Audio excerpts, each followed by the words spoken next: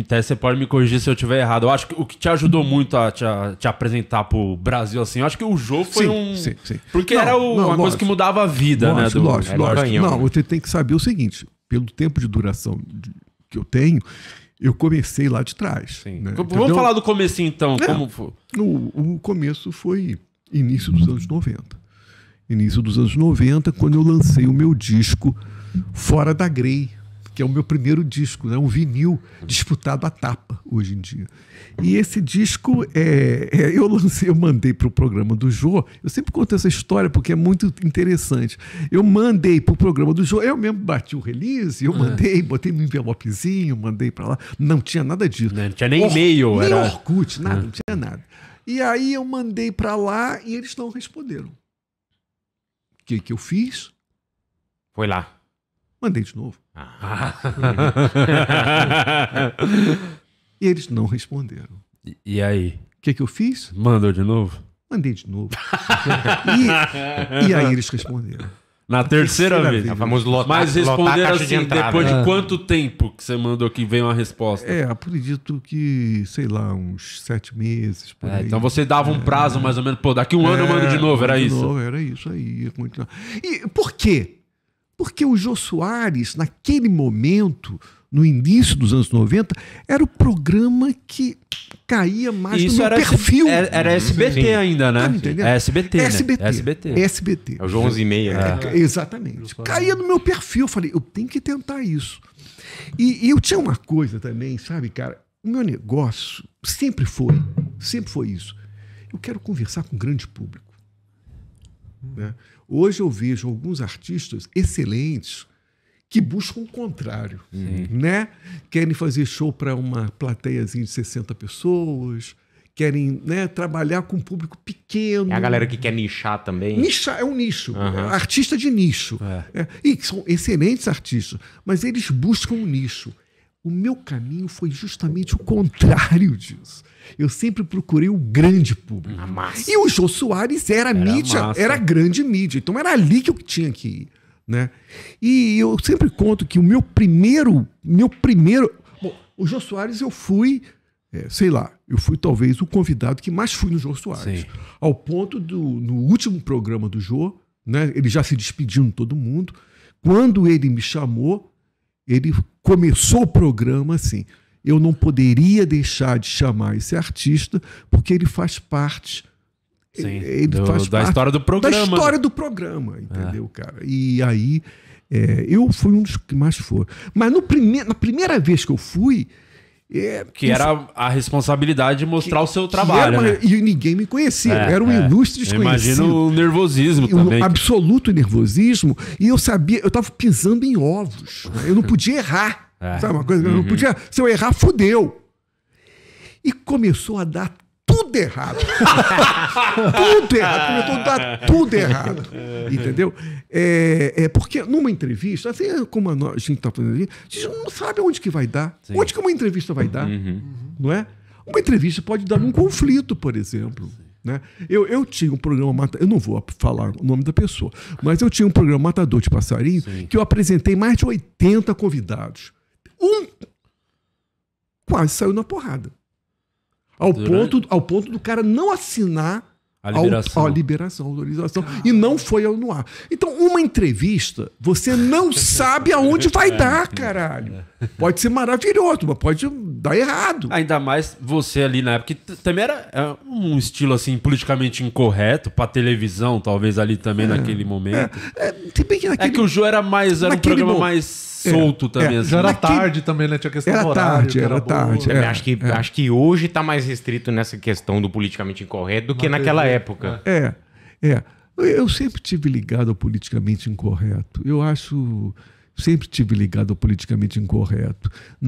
Nesse disco, por exemplo, estou pensando nisso agora, nesse disco Fora da Grey, tinha músicas como, por exemplo, Naquela Noite. Essa música é um clássico. Porque nessa música eu vou torturando gradativamente uma mulher. Uma tortura gradativa. Quer dizer, isso na história da música popular brasileira, será que isso existia? Quer dizer, tinha nessa época o pessoal do Caceta e Planeta, que tinha uma coisa engraçada. Mas era diferente, porque o meu trabalho não era ligado ao humor. Porque você não é humorista. E nunca foi. E nunca foi. Evidentemente que as pessoas me levam para o lado do humor pela força do estilo. Que você é engraçado naturalmente. Naturalmente. Mas assim, o meu trabalho nunca esteve ligado ao humor. Nunca teve. E sempre teve ligado ao escatológico, né? E essa música é uma música absolutamente séria, né? Naquela noite é uma música que enfaixa o primeiro disco. Bom, moral da história. Ele não tinha me apresentado, não me conhecia. E o Jô Soares tinha essa questão. O Jô Soares, ele quando ele apresentava um ator da Globo, ele era todo aberto para o ator da Globo. Quando ele apresentava um ator alguém desconhecido, ele tinha uma certa distância. Uma certa distância. Então, eu ia enfrentar isso, né? Eu não sei como, por quê, de que maneira que a conversa chegou num ponto que eu não esperava. Eu não esperava, eu não preparei aquilo. A gente chegou no Ayrton Senna. O Ayrton Senna tinha falecido recentemente. E o Ayrton Senna chegava a ser um ídolo, um mito. Né? Herói da nação. No Brasil todo, para São Paulo principalmente. E naquela época, eu já estudava letras, filosofia, e tinha um grupo de filosofia que metia o pau no Ayrton Senna. Né? Então aquilo não foi nem uma invenção minha, foi uma coisa que eu tinha ouvido de um intelectual carioca chamado Carlos Henrique Escobar. E ele falava isso mesmo. Esse camarada aí, o Senna, era um peão das multinacionais. Eu achei essa frase tão lapidar, tão bonita, que eu repeti essa frase. Cara, ali eu comecei a ver que eu comecei a... Mas na hora que você falou a frase, como a plateia reagiu? Não, pois é, ali naquele momento eu percebi que eu comecei a me estrepar. Perdeu a plateia ali. Perdi ali. Eu me fudia. Eu falava assim pra mim, aqui eu não volto mais. Não volto mais. Por quê? Quando eu falei isso, o público vaiou. Da plateia. Eles vaiaram? Isso era raro. Caralho. Isso era raro. O público se manifestou. Porque o Senna tinha morrido recentemente, cara. Entendeu? Então o público vaiou. E o Senna era muito amigo do Jô. O Jô ficou antipático comigo, fechou a cara. Ali, naquele momento, eu falei...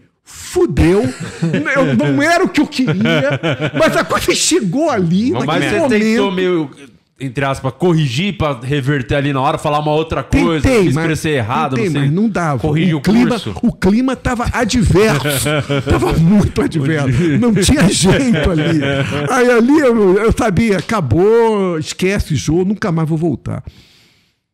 Só que aconteceu um negócio, uma coisa assim, impressionante, que eu acho que foi uma das viradas mais espetaculares que aconteceu. E provavelmente, em função dessa virada, é que eu estou até hoje aqui, sabe?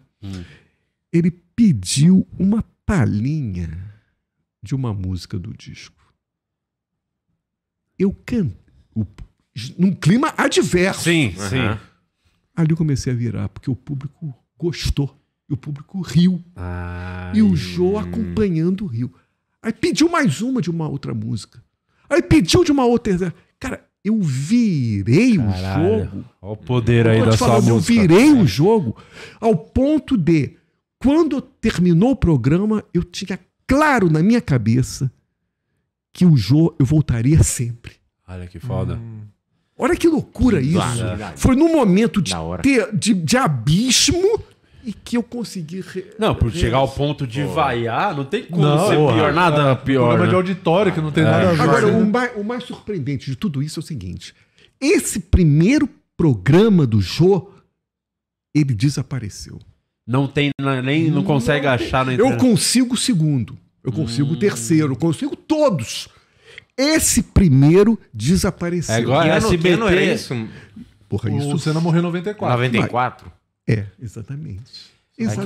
O SBT perde as fitas mesmo. Então é por aí mesmo. Foi 94. Foi em 1º de maio? Então foi isso. Foi segundo semestre de 94. Foi isso aí.